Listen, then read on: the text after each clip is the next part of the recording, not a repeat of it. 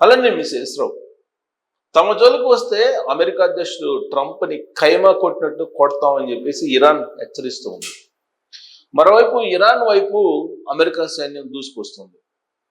ఇరాన్ని ఆక్రమించేది లేదు అని చెప్పి చెప్తూనే సైనిక దురాక్రమణకు పాల్పడుతుంది అమెరికా అనేది ఇరాన్ చెప్తోంది. హిందూ మహాసముద్రంలో అమెరికాకు సంబంధించినటువంటి దళాలు మోహరించి ఉన్నాయి. అందుకే అమెరికాకు సంబంధించినటువంటి అణుస్థావరాలను పేల్చివేయడానికి ఇరాన్ సిద్ధంగా ఉంది.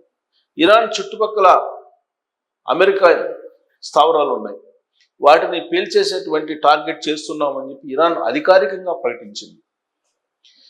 ట్రంప్ మాత్రం ఇరాన్లో నరమేధం జరుగుతుంది, దాదాపు 5,000 మందిని ఉరితీయటానికి ఆ దేశం యొక్క ప్రభుత్వం నిశ్చయించుకుంది. అందుకే వాళ్ళని ఆదుకోవడానికి తాము సైన్యాన్ని పంపిస్తున్నామని చెప్పి ట్రంప్ చెప్తూ ఉన్నాడు. అదంతా అబద్ధం అని చెప్పి ఇరాన్ చెప్తోంది. లేనిపోని అపోహలు, లేనిపోయినటువంటి ఆరోపణలు చేస్తూ అంతర్జాతీయ సమాజాన్ని ఇరాన్ వైపుకు వ్యతిరేకంగా మరలుస్తుంది అమెరికా అనేటువంటి అభిప్రాయాన్ని ఇరాన్ వ్యక్తం చేస్తుంది. ఇలా ఇరాన్ అమెరికా మధ్య మాటల యుద్ధం జరుగుతోంది. ఇంకొక వైపు హిందూ మహాసముద్రంలో అమెరికా సైన్యం ముందుకు కదులుతూ ఉంది. ఇరాన్ కూడా మేమేమి తగ్గము అని చెప్పి చెప్తూ ఉంది. ఒకవేళ సైనిక చర్యకు పాల్పడితే ట్రంప్ను లేపేస్తామని చెప్పి డైరెక్ట్గా ఖమేనీ చెప్తూ ఉన్నాను. తనను చంపేస్తే భూభాగంలో ఇరాన్ కనిపించదు అని చెప్పి ట్రంప్ చెప్తూ ఉన్నాడు. అంటే ఈ స్థాయికి ఇరాన్ అమెరికా మధ్య మాటల యుద్ధం వెళ్ళిపోయింది. ఇక నిజమైనటువంటి వారే మిగిలింది. మరి ఆ రెండు దేశాల మధ్య ఒకవేళ వారు వస్తే అణుయుద్ధం వస్తుందా అని అంటే అలాంటి పరిస్థితి ఏర్పడవచ్చు అనేటువంటి అభిప్రాయాన్ని అంతర్జాతీయ నిపుణులు వ్యక్తం చేస్తున్నారు. దానికి కారణం ఏంటంటే ఇరాన్ చుట్టూ ఉండేటువంటి చాలా ప్రాంతాల్లో అమెరికా సైనిక స్థావరాలను, అణు ఆయుధాలను దాచుకుంది. ఎక్కడెక్కడ అమెరికా ఈ అణు ఆయుధాలను దాచుకుందో ఇరాన్కి బాగా తెలుసు. అందుకే ఇరాన్ సైన్యం ఇప్పుడు అమెరికా అణు స్థావరాల మీద టార్గెట్ చేసింది. అంతేకాదు అమెరికా సైన్యాన్ని అడ్డుకునేటువంటి శక్తి ఉంది అని చెప్పి చెప్తోంది. మరోవైపు యూరోపియన్ యూనియన్ తోటి అమెరికా లడాయి కొనసాగుతూ ఉంది. నాటో దళాల్లో అమెరికా సైన్యం ఉంది. ఆఫ్ఘనిస్తాన్ మీద పోరాటానికి వెళ్ళినప్పుడు అమెరికా సైన్యమే చనిపోయింది. నాటో దళాల్లో ఉండేటువంటి వాళ్ళు అంటే వేరే దేశం వాళ్ళు ఎవరు చనిపోలేదు. ఆఫ్ఘనిస్తాన్ మీద యుద్ధం చేసింది అమెరికానే అని చెప్తుంది.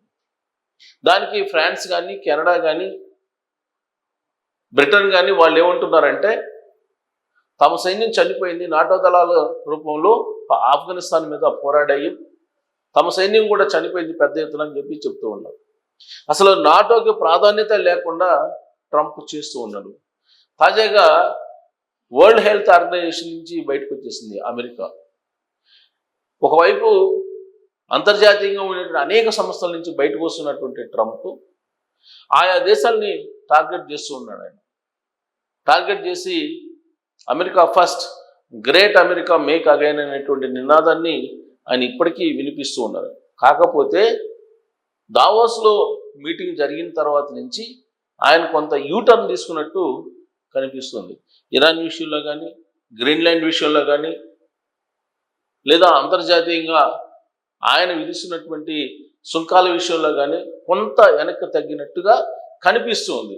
అయితే ఇది నిజంగా వెనక్కి తగ్గారా, లేదంటే మరిపించి, లేదంటే మరిపించి దొంగ దెబ్బ వేసేటువంటి అవకాశం ఉందా ట్రంప్ అనేటువంటి చర్చ అయితే జరుగుతుంది. అందుకే ఇరాన్ నమ్మట్లేదు, ట్రంప్ నమ్మట్లేదు, సైన్యాన్ని పంపించట్లేదు అని చెప్పినా నమ్మట్లేదు. హిందూ మహాసముద్రంలో ఖచ్చితంగా అమెరికా సైన్యం మోహరించి ఉంది ఇరాన్ని టార్గెట్గా చేసుకొని అనేది వినిపిస్తూ ఉంది. అందుకే ఇరాన్ నమ్మట్లేదు. ఆ దేశం యొక్క సైన్యం తమ పని తాము చేస్తూ ఉన్నారు. ట్రంప్ వేసేటువంటి ప్రతి అడుగు మీద నిఘా పెట్టాము, రాడార్లని మోహరించి ఉన్నాము, మొత్తం తెలుసుకుంటున్నాము అని చెప్పి ఇరాన్ చెప్తూ ఉంది. అమెరికాకి అంత సీన్ లేదు అని చెప్పి కూడా అంటుంది ఇరాన్. కారణం ఆఫ్ఘనిస్తాన్ తోటే పోరాడలేక పారిపోయినటువంటి సైన్యం అమెరికాది, అమెరికా చరిత్ర కూడా అది అని చెప్పి గుర్తు చేస్తుంది ఇరాన్.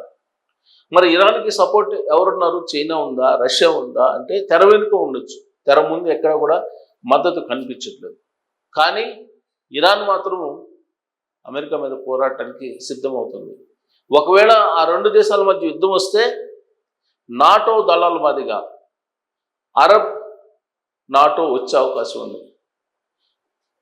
నాటో సైన్యం ఏ విధంగా ఏర్పడిందో అరబ్కు సంబంధించినటువంటి దేశాలన్నీ అరబ్ నాటోని ఏర్పాటు చేసుకున్నటువంటి అవకాశం లేకపోలేదు. ఆ పరిణామంగా సంభవిస్తే అప్పుడు ప్రపంచ యుద్ధం రావడానికి అవకాశం ఉంది. పశ్చిమ ఆసియాలో ఇప్పుడు ఉద్రిక్త పరిస్థితులు నెలకొని ఉన్నాయి. ట్రంప్ ఒక అడుగు కనుక ముందుకేస్తే 4 అడుగులు ముందుకేయడానికి ఇరాన్ సిద్ధంగా ఉందనేది ఇప్పుడు ఆ దేశం నుంచి వస్తున్నటువంటి సంకేతాలు.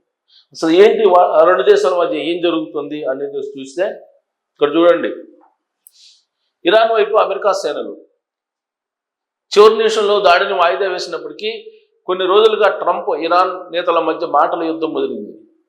ఖమేనీ పాలనకు అంతం తప్పదని ట్రంప్ పేర్కొనడం, ఖమేనీ జోలికి వస్తే ట్రంప్ను చంపేస్తామని ఇరాన్ ఉన్నతాధికారులు ప్రకటించడం, తన జోలికి వస్తే ఇరాన్ అసలు భూమి మీదే లేకుండా పోతుందని ట్రంప్ హెచ్చరించడం, ఇలా పరిస్థితిని ఉద్రిక్తతగా మారింది. ఇలాంటి తరుణంలో ట్రంప్ కీలక ప్రకటన చేశారు. అబ్రహం లింకన్ విమాన వాహక యుద్ధ నౌక సహా భారీ స్థాయిలో నౌకా దళం గల్ఫ్ వైపు ప్రయాణిస్తుంది. ఇరాన్లో పరిస్థితిని క్షుణ్ణంగా పరిశీలిస్తున్నామని చెప్పారు. దావోస్ సదస్సు నుంచి అమెరికా తిరిగి వెళ్తూ ఎయిర్ ఫోర్స్ 1లో ట్రంప్ మీడియాతో మాట్లాడారు. పశ్చిమాసియా వైపు చాలా నౌకలు వెళుతున్నాయని మీకు తెలుసు. చాలా పెద్ద బలగం ఇరాన్ వైపు వెళుతుంది. అయితే దాన్ని వినియోగించాల్సిన అవసరం రాకపోవచ్చు అని చెప్పారు. అమెరికా ఒత్తిడితోనూ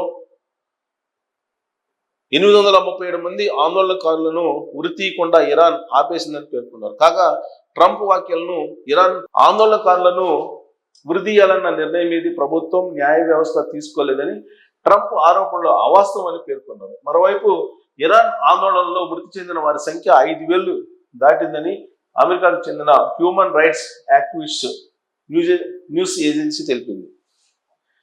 వైమానిక దళమేది అమెరికాకు చెందిన భారీ విమాన వాహక యుద్ధ నౌక USS లింకన్, దానికి అనుబంధంగా ఉండే పలు యుద్ధ నౌకలు, ఒక జలాంతర్గామితో కూడిన బృందం 2-3 రోజుల క్రితమే దక్షిణ చైనా సముద్రం నుంచి గల్ఫ్ వైపు ప్రయాణం మొదలుపెట్టింది.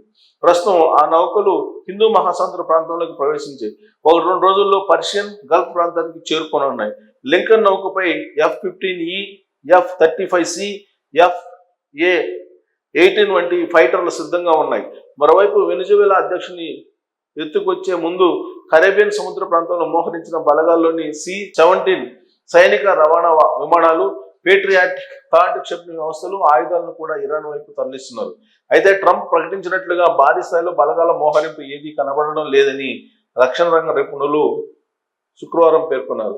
తాము శాటిలైట్ చిత్రాలను పరిశీలించామన్నారు. ఇరాన్ చుట్టూ ఉన్న అమెరికా ఎయిర్ బేస్లలో యుద్ధ విమానాల మోహరింపు పెద్దగా కనబడడం లేదని, హిందూ మహాసముద్రంలోని డియోగో గార్సియా స్థావరంలో మాత్రం B-2 బాంబర్లు, యుద్ధ విమానాలు ఉన్నాయని ది వార్ జోన్ వెబ్సైట్ పేర్కొంది. అయితే ఈ బలగాలు భారీ స్థాయి దాడికి సరిపోతాయా అన్నది ప్రశ్నార్థకమని వెల్లడించారు. సో ఇది కెనడా గోడిది. ఇక WHO ఇటువంటి మీద అయితే ఇక్కడ అమెరికా సేనలు అయితే హిందూ మహాసముద్రంలోకి వచ్చేస్తున్నాయి. పవర్ఫుల్ B-2 బాంబర్లు కూడా రెడీ చేస్తుంది. ఇవన్నీ అబ్జర్వ్ చేసినటువంటి అంతర్జాతీయ సమాజానికి ఏం గుర్తొస్తుందంటే, వెనిజులా అధ్యక్షుడు మదురోను కిడ్నాప్ చేసి తీసుకెళ్లి జైల్లో పెట్టినటువంటి సంఘటన గుర్తొస్తుంది. అప్పుడు కూడా హిందూ మహాసముద్రంలో ఇలాంటి వాటినే మోహరించారు అమెరికా సైన్యాన్ని అలానే మోహరించింది అని చెప్తున్నారు. అంటే ఇప్పుడు కూడా ఇరాన్ లీడరు ఖమేనీని కిడ్నాప్ చేస్తారా, తీసుకెళ్లి జైల్లో పెడతారా, వెనిజులా అధ్యక్షుని తీసుకెళ్లే అవకాశం ఉందా అని అంటే, వెనిజులా అధ్యక్షుల్ని తీసుకెళ్లేటప్పుడు ఏదైతే హిందూ మహాసముద్రంలో ఏర్పాట్లు చేసిందో అమెరికా, అదే తరహాలో ఇప్పుడు ఏర్పాట్లు చేస్తుంది. జలాంతర్గాములను రెడీ చేస్తుంది, అలాగే వైమానిక దళాన్ని రెడీ చేస్తుంది, నేవీ బలగాలను కూడా సిద్ధం చేసిందని చెప్తున్నారు. సో అది సాధ్యమా? వెనిజులా అధ్యక్షుడిని కిడ్నాప్ చేసి తీసుకెళ్లి జైల్లో పెట్టినంత సాధ్యం ఇరాన్ లీడర్ ఖమేనీని తీసుకెళ్ళగలదా అమెరికా అనే దాని మీద మీరు కామెంట్ చేయొచ్చు. Thank you.